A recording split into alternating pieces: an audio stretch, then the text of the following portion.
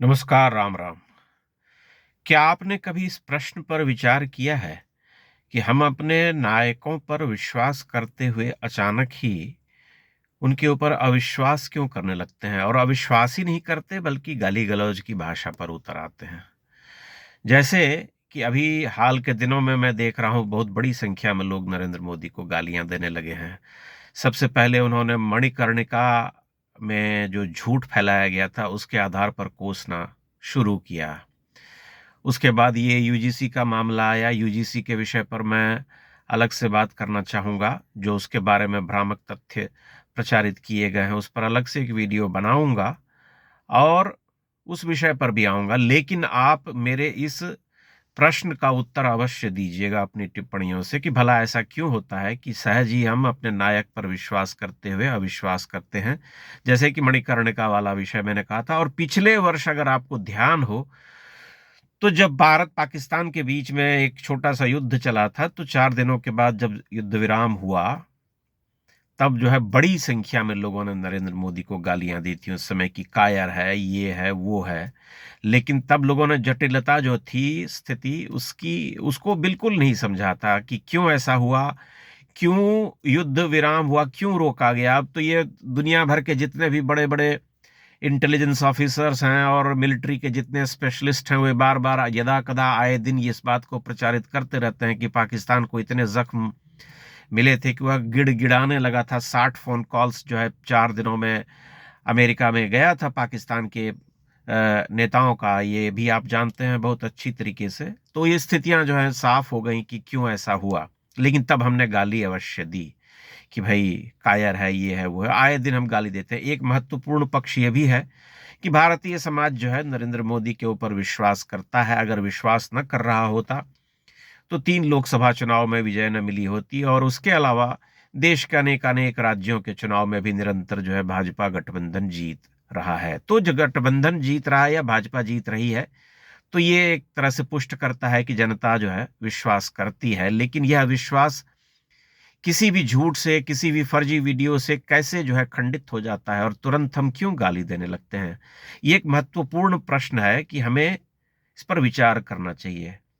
मेरा अपना यह विचार है कि पिछले 70-80 वर्षों में भारतीय समाज जो रहा, जो लोकतंत्र रहा, जो भारतीय स्वतंत्रता प्राप्ति के बाद कथित स्वतंत्रता कहनी चाहिए, जो लोकतंत्र आया और उसने जिस तरह से ठगा है भारतीय जनमानस को, जिन लोगों को और जिन नेताओं को हमने देवता बनाया, हमारे कांग्रेसी को सिस्टम ने देवता की तरह उन्हें स्थापित किया, वे धीरे धीरे जो है कई महत्वपूर्ण अर्थों में दानव सिद्ध हो गए। उनकी जो प्रतिमा थी वो कुछ इस तरह से खंडित हुई कि हम एक तरह से दांतों तले उंगली दबा करके बैठ गए कि अच्छा, हमने तो ये सोचा था, लेकिन मूल जो है ऐसा निकला। ऐसा एक नहीं, अनेकानेक लोगों के साथ हुआ, अनेकानेक बड़े बड़े लोगों के साथ हुआ। बहुत बड़े बड़े प्रधानमंत्रियों, बहुत बड़े बड़े राष्ट्र नायकों, महात्माओं के साथ ऐसा हुआ। जब हुआ तो भारतीय समाज जो है इस चिंता में डूब गया कि भला किस पर विश्वास करें। ये विश्वास जो कमाया जाता है, उस विश्वास की कमाई भारतीय लोकतंत्र में हो नहीं सकी।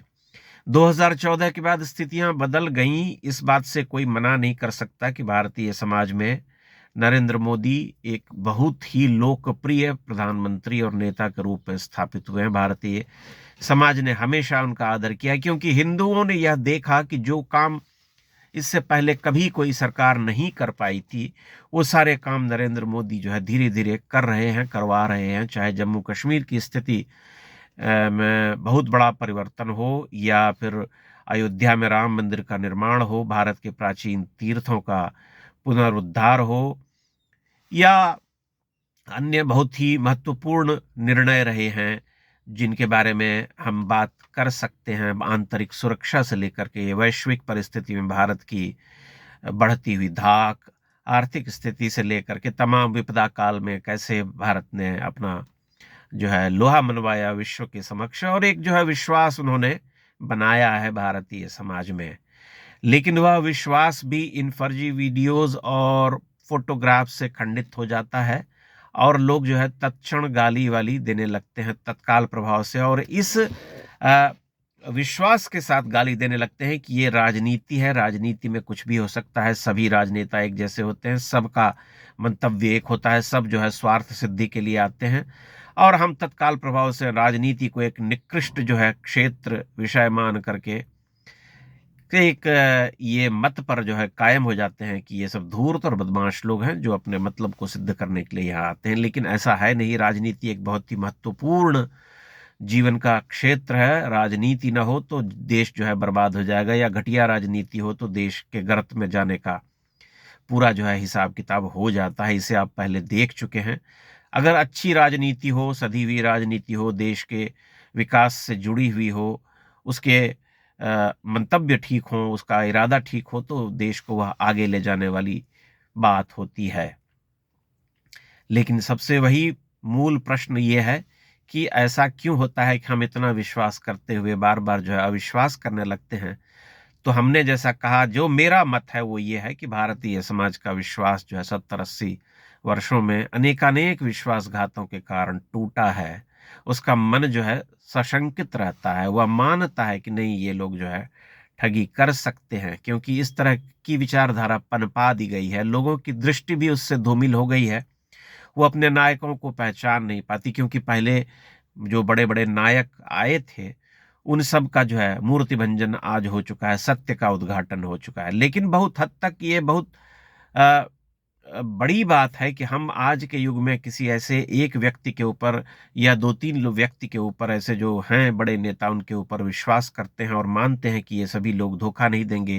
इन्होंने भारतीय समाज, हिंदू समाज के लिए, इस देश के लिए बहुत कुछ अच्छा किया है, सोचा है, विचारा है और निरंतर उस दिशा में काम कर रहे हैं। लेकिन तभी कुछ न कुछ हो जाता है, कहीं न कहीं षड्यंत्र होता है, कुछ न कुछ चीज़ें जो हैं घटित होती रहती हैं। विपक्ष का एक काम है, उसका काम है कि किसी न किसी तरह से सरकार को बदनाम करना।